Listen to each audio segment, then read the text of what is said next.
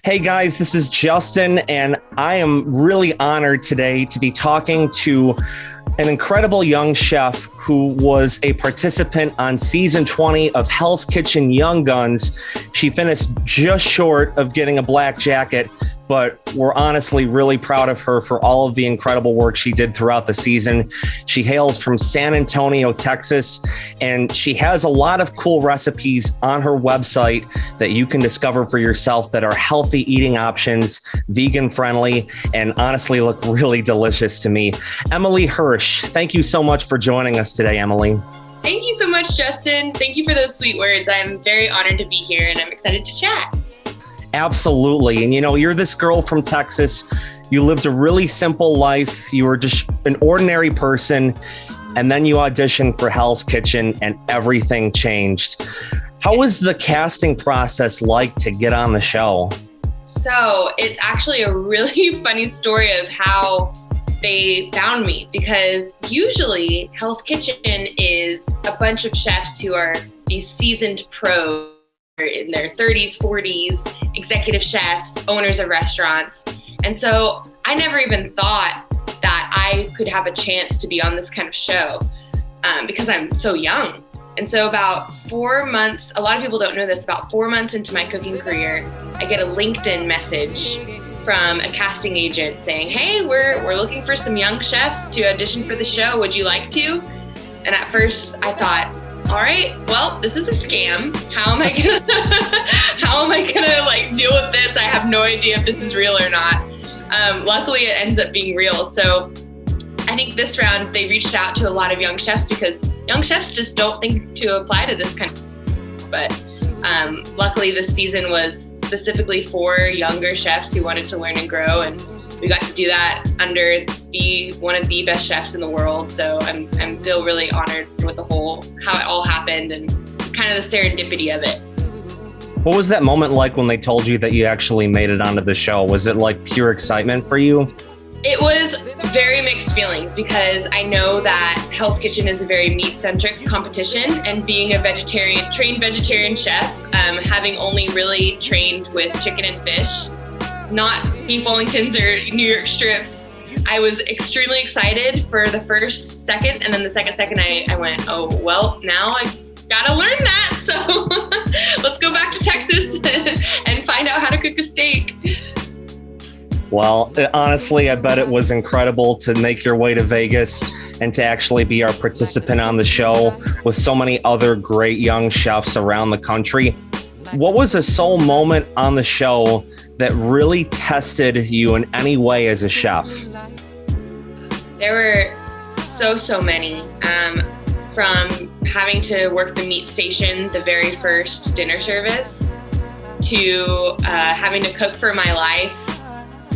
Like in the middle, I feel like every single day was either an external challenge, but also the biggest thing was the internal challenge within. And I am very proud of myself for remaining 100% myself throughout this whole thing and never letting the self-doubt creep in, because it can be very intimidating to be cooking for these amazing chefs. There's a lot of amazing talent around you. And so that was probably the biggest struggle, was remaining confident and remaining, but still willing to learn and grow and be humble about it. That was the biggest one, because there are a lot of other things that I could talk about that are external challenges too. Were you starstruck by any celebrities that you saw when you were cooking for them? Yes, of course. Gordon Ramsay. The first time I saw him, we were surprised. We thought we were going on a tour of, 20 seasons of Hell's Kitchen in the museum, and they opened this curtain that was in front of us, and there is Gordon Ramsay at the very end. He's just exactly how he looks on TV. He's like this ethereal being, very much doesn't seem human. That was the first celebrity, and I think that was probably the biggest one for me. But Fluffy, Gabriel Iglesias? Yes, I do. Okay, I love this guy.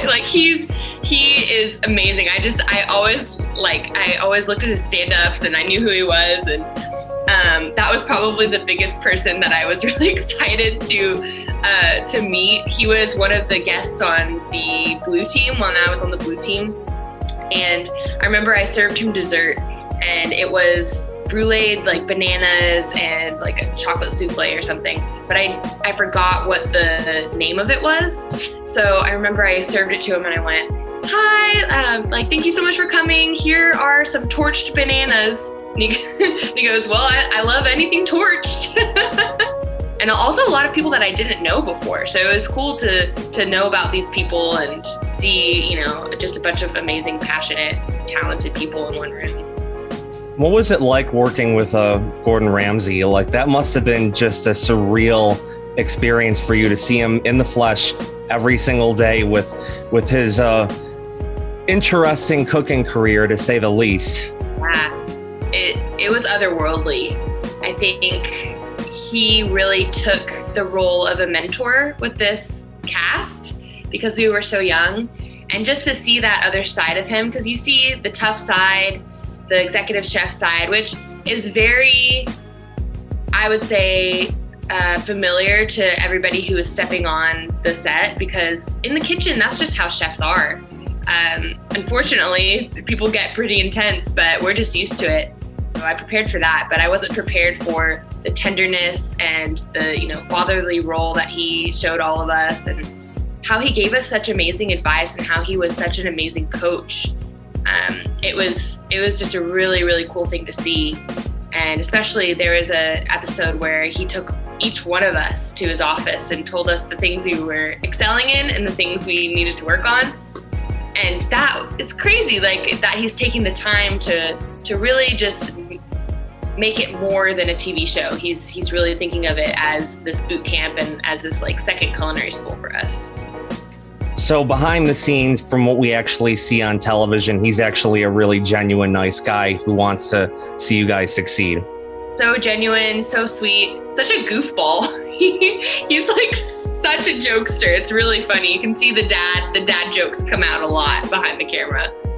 Oh, that sounds amazing. I mean, I followed him on a bunch of different shows, and even though I can't cook to save my life, like, it's still inspiring to see what he does and what he's able to do for a lot of the people around him. And I'm glad that you got to get that cool experience behind the scenes with him and on the show. Now, how did this show allow you to kind of express yourself as a vegan chef and showcase what you're really talented at? Because I know they had you cook, beef Wellingtons and other things that you're not normally accustomed to, but how did it really let you showcase your life as a vegan chef? Yeah, I think that because I was one of two plant-based chefs on the show, I feel like I was a voice for a lot of people who love cooking shows but don't see themselves represented.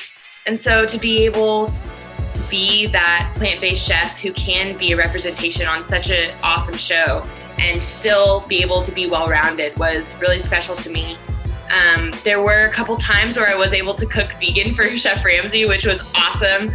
My signature dish was a vegan gluten-free taco, which I was very scared to present because around me were like steaks and amazing like other things. But yeah, anytime that I could, I would make him something that I was passionate about, so he could see other styles of cooking. And I feel like he learned from us just as much as we learned from him. I remember there's this one time where I made a sweet potato curry for, I think, Michael Cimarosti and Chef Ramsay. And Michael Cimarosti tasted it and he went, "I've never had sweet potato curry before." And it's just weird that there are always new things that you can experience and new things that you can try. And now, I mean, you can see Gordon Ramsay's like on the vegan train. He's like doing all this vegan stuff. I'm like hoping that me and Josie were a little bit part of that. But yeah, it's really cool to see him stepping out, and he's a partner with like oat milk now. He like cooked a vegan eggplant steak the other day. It's awesome. So I feel like we're definitely being able to represent people who are who are just as passionate about food, but maybe just eat it in a different way. So it's really cool to see. How was everything with your fellow cast members behind the scene? Because on TV, we see a bunch of different moments with you guys, the friendships that ensue, the drama of trying to decide who you're going to put up for elimination, all that stuff. But how is it really for all of you guys behind the scenes? I like to say we were the closest cast of Hell's Kitchen. It was so fun to be in the dorms with them. They're a bunch of goofballs, but everything that you guys saw on camera was very real. So there was some drama, there was some tension, but at the end of the day, we all were just in it together. We all got really close because of it. And so I think that was very, very special. But yeah, the drama was the drama. It was there, it was real, and it was very stressful at times, especially sharing a bathroom with 18 people. There's only 3 stalls. And that was probably the worst thing. Just sharing a dorm, and half of those people are boys who they don't really think about their cleanliness in the bathroom. So I will just say that. You can imagine how tough that is. It sounds like you guys held it all together in good stride and you made some everlasting friendships. I'm so lucky. We had a reunion in Austin, Texas a couple months ago with the top 12. Unfortunately, we didn't get to know the people who got eliminated the first couple weeks, but they're just as amazing. But yeah, the top 12 are still have our Instagram messages every day, talking about what we're doing, getting advice, like sending stupid memes. So they're really great friends. I love them. That's awesome. So you finished in 7th place on the show this season. You were just one challenge shy of getting a black jacket and being in the top 5, but that's still a remarkable run on the show and a lot farther than a lot of contestants make it. This was filmed a couple of years ago, and you had to hide this secret for all of this time throughout a pandemic. What was that like? It was tough. It was very tough, and there were a lot of mental struggles that went with it. And I think that a lot of people don't talk about the negative sides of being on a show, but waiting and not knowing what your future was going to be. Also, I was living at my parents' house at the time, the pandemic. So, I was in New York City. I could not do the pandemic in New York City. So I moved home with my parents. I got out of the restaurants because the restaurants were way too scary at the time. Everything was closing. So having to pivot and still hold on to hope while you're waiting for 2 years for the show to air is a really big struggle. But I was blessed to be able to find other avenues in the chef world. So I dipped my toes into recipe development, made my mom's kitchen a mess many days. So I have to thank her for that one. But I think it's cool because I think a lot of us grew through those 2 years and helped us mature and helped us kind of see that just because you're on a TV show, there's more to life. And I think it helped us really be confident in who we were without the TV show. Once that aired, it just made it, we were a lot more mature than we were when we were 22, 21-year-olds. So, and it's crazy. It was very random how they told us it was going to be aired. We just got a message like, oh, it's going to air next month. And we're like, okay. Life continued for you after all of this. And now you're working at Nature's Eats as a recipe developer, a lead recipe developer. You have your own cooking classes and demos that you offer. You do public appearances. How did the experience on Hell's Kitchen shape you for what you are doing with your career now? It was such an amazing start to my chapter, I think. And it really helped me step outside of my comfort zone for the rest of my life, because this was a big decision on whether or not I should do the show. It took me a while to decide, and being able to face all of those challenges in the short 3 months and come out successful and come out with a relationship with Chef Ramsay and hearing those amazing words from him lights a fire under me and makes me want to do that for other people. and especially my passions with body positivity and body acceptance and mental health, and combining that with plant-based cooking, and being able to share my story on such a large platform. I feel really, really grateful for that. And so that just helps me continue with my career and continue trying to push and trying to spread this message that I think really needs to be talked about, both plant-based eating and body positivity, and kind of combining those together and showing that food can be so beautiful. So that's definitely something that keeps me going. And I think the Self-Help Chef kind of embodies everything that you just mentioned. Can you tell us a little bit about the program on YouTube and how it inspires others to help them eat healthy and live a healthy lifestyle? Yes. Oh, I'm glad that you know it. So we have a YouTube channel. It's called the SelfHelp Chef.